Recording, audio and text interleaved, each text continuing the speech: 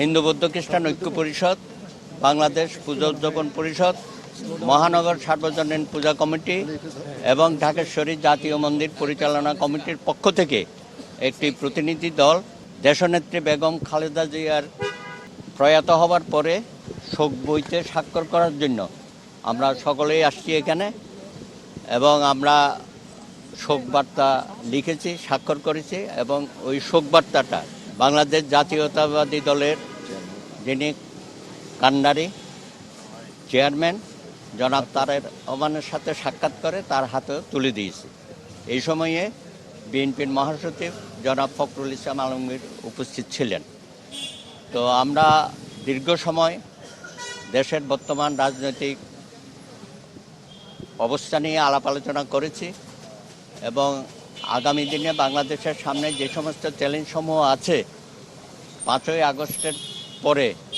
পরিবর্তিত পরিস্থিতিতে যে সমস্ত সমস্যাগুলো জাতির সামনে দিন দিন উদ্ভাসিত হচ্ছে সেগুলো নিরসনকল্পে জাতিকে ঐক্যবদ্ধ করে কিভাবে সামনের চ্যালেঞ্জগুলো আমরা পার করতে পারবো সে বিষয়ে আমরা ঐক্যমত পোষণ করেছি। বিশেষত রাজনৈতিক বিষয় এবং আমাদের ধর্মীয় সংখ্যালঘুদের সুরক্ষার বিষয়ে বিভিন্ন জায়গায় যে সমস্ত অত্যাচার নিপীড়নগুলো হচ্ছে, এর মধ্যে নিপু দাসকে কীভাবে হত্যাকাণ্ডের শিকার হতে হয়েছে, তারপরে খোকন দাস যাকে আক্রমণ করা হয়েছে সেও আজকে মৃত্যুবরণ করেছে। বিভিন্ন জায়গায়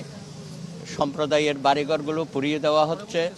এবং এগুলো অব্যাহত গতিতে চলছে, কিন্তু কোনো বিচার আচার আমরা দেখতে পাচ্ছি না। সরকারের পক্ষ থেকেও সেই ধরনের কোনো ব্যবস্থা নেওয়া হচ্ছে না। এগুলো ওনাকে জানানো হয়েছে, যদিও ওনারা জানেন, সব কিছু খবর আছে।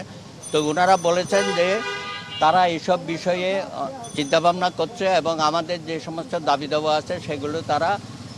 তাদের নির্বাচনী ইশতেহারে করবেন এবং বিগত দিনে যে সমস্ত ইশতেহারে বিভিন্ন রাজনৈতিক দল দিয়েছে, বিশেষ করে শেখ হাসিনার আমলে আমরা দেখেছিলাম যে তারা যে দিন বদলের অঙ্গীকার করেছিল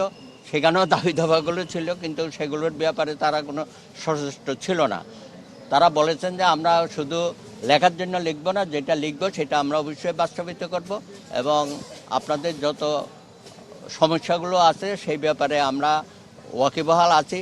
এবং যদি জনগণের ভোটে আমরা সরকার গঠন করতে পারি অবশ্যই আপনাদের সহযোগিতা নিয়ে আগামী দিনে বাংলাদেশ একটা মানবিক বাংলাদেশ, গণতান্ত্রিক বাংলাদেশ, অসাম্প্রদায়িক বাংলাদেশ প্রতিষ্ঠার জন্য তারা আমাদেরকে আশ্বস্ত করেছে এবং আমাদের সর্বাঙ্গীন সাহায্য সহযোগিতা তারা চেয়েছে।